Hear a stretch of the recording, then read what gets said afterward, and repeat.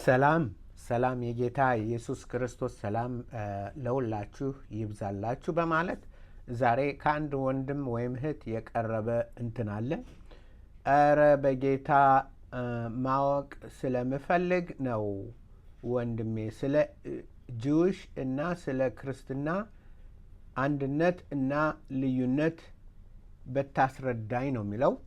እንግዲህ እንደ አልኳችሁ ጥያቄ ያለባችሁ ማናችሁም ጥያቄ ለመመለስ ሁልጊዜ ፈቃደኛ ነኝ። ለማወቅና ለመማር ለሚፈልጉ ሁሉ ለማስተማር ወይም ደግሞ እኔ የማውቀውን ለማካፈል ሁልጊዜ ፍላጎቴ ነው ማለቴ ነው።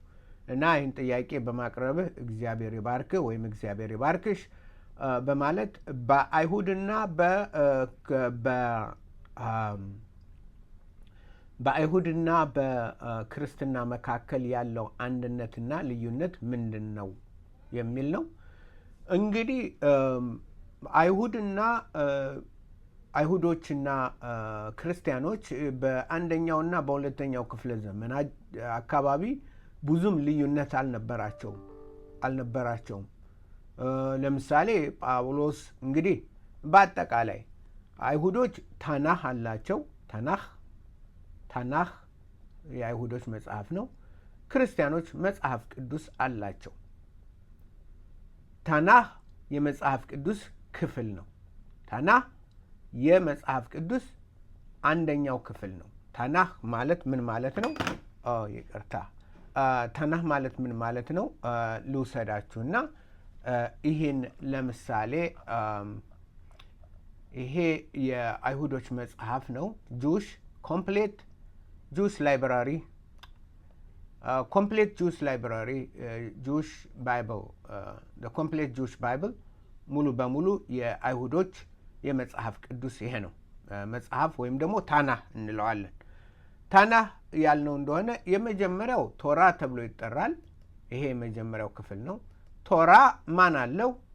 ዘፍጥረት፣ በረሺት፣ ሽሞት ወይም ደግሞ ባይክራ፣ ሌዋውያን፣ በምድባር፣ ዘሁልቁ፣ ድቫሪም፣ ዘዳግም፣ እነዚህ አምስቱ የሙሴ መጽሐፎች ቶራ ተብለው ይጠራሉ።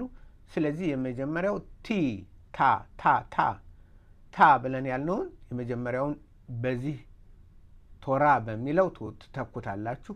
ሁለተኛው ደግሞ ነቢይም ተብለው የሚጠሩ ነቢይም ወይም ደግሞ ነቢያት፣ የነቢያት መጽሐፍት ተብለው የሚጠሩ በአይሁድ፣ በእኛ አይደለም፣ በአይሁድ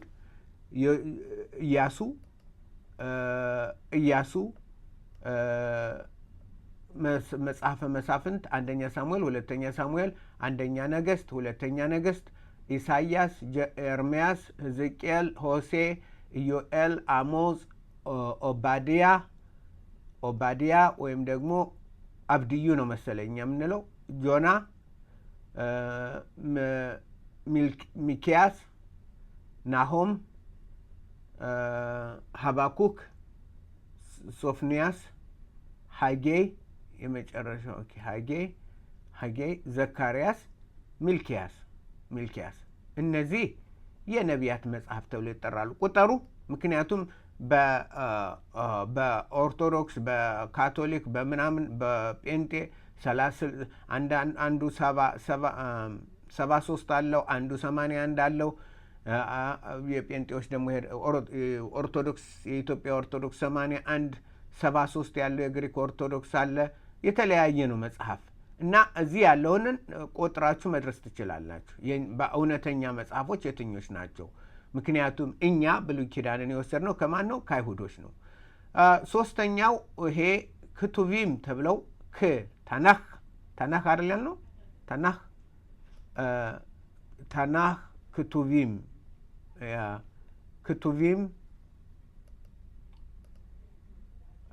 ይሄ ታናህ ክቱቪም።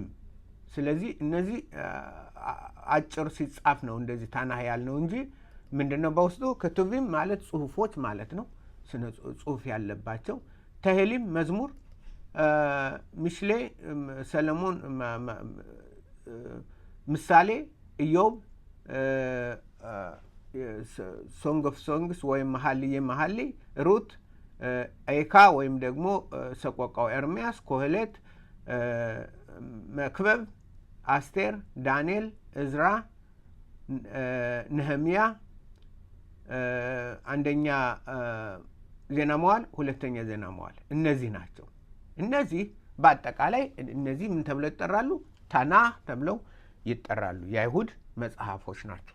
ለእኛ ደግሞ ብሉይ ኪዳን ብለን እንወስዳቸዋለን። 39 መጽሐፍ ናቸው የቆጠሯቸው 39 ናቸው። በአጠቃላይ እነዚህ ምን ተብለው ይጠራሉ? የብሉይ ኪዳን መጽሐፍ ብለን እንጠራቸዋለን።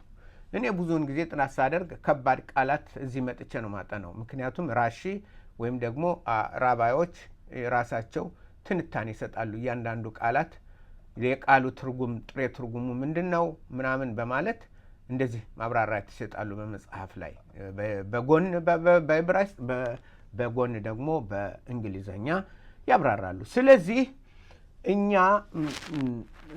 መጽሐፍ የወሰድነው ብሉይ ኪዳንን የወሰድነው ከአይሁዶች ነው።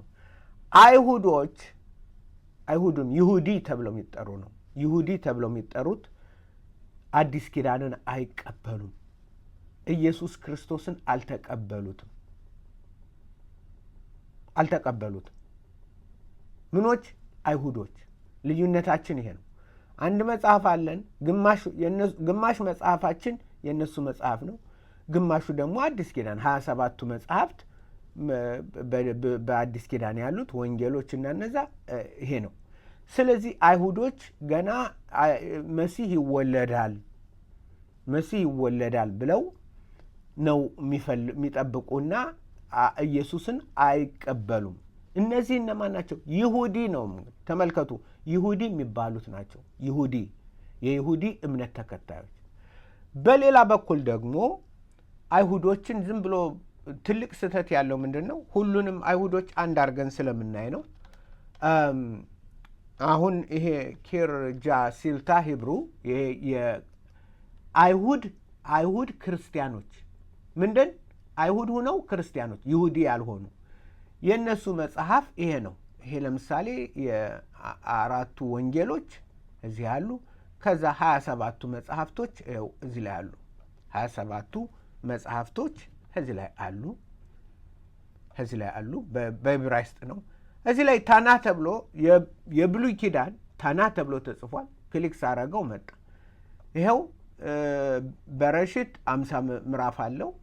በረሽት ማለት ዘፍጥረት፣ ሽሞት 40፣ ዘጸአት 40 ምዕራፍ አለው። እነዚህ መጽሐፎች በአጠቃላይ የ39ኙ መጽሐፎች እናገኛቸዋለን። ይህንን ማን ነው የሚከተለው? አይሁድ ሁነው መሲያኒክ ክርስቲያኖች ይባላል። መሲያኒክ ማለት ኢየሱስ ክርስቶስ መሲሐችን ነው። ኢየሱስ ክርስቶስ አዳኛችን ነው። ኢየሱስ ክርስቶስ የእስራኤል መሲህ ነው፣ ተቀብለነዋል። አባቶቻችን ቢሰቅሉትም እንትን ቢሉትም እኛ ግን ተቀብለነዋል ብለው የሚያምኑ ነው። ስለዚህ በአጠቃላይ ይሄ እዚህ ውስጥ ያለውን መጣችሁ መቁጠር ትችላላችሁ። 66 መጽሐፎች አሉ። ስለዚህ 81 73 ምናምን የሚያደርጉት የራሳቸው ስህተት ነው። መጽሐፍ ቅዱስን የመጽሐፍ ቅዱስ የት እንደመጣ እናንትን ያለውን በትክክል ማክበር የማይገባቸው የማያከብሩ ናቸው። ስለዚህ እኛ ምንድነን? አይሁዶች ነን። ማንኛውም እኛ ዕብራውያን ነን። እኛ ክርስቲያኖች ትልቅ ችግር አለው። በተለይም በአራተኛው ክፍለ ዘመን የሎዶቅያ ሲኖዶስ ተብሎ የተጠራው ሲኖዶስ ነው እንትኑን ያፈረሰው እና በጥላቻና በአይሁድና በእንትን መካከል ጥላቻን የፈጠረ ያን ነው። ነገር ግን መጽሐፍ እንደሚለው እኛ የአብርሃም ልጆች ነን። ብዙ ቦታ ላይ ማየት ትችላላችሁ። ገላትያ 3:7 ላይ እንኪያስ ከእምነት የሆነ እነዛ የአብርሃም ልጆች እንደሆኑ እወቁ። የማን ልጆች ነን? ከእምነት የሆኑ ሁሉ የአብርሃም ልጆች ናቸው። ሮሜ ላይ ማንበብ ትችላላችሁ። ሮሜ 11ን እኛ የአይሁዳዊ ወይም የግሪክ ሰው የለም፣ ባሪያ ወይም ጨዋ የለም፣ ወንድም ሴትም የለም። ሁላችን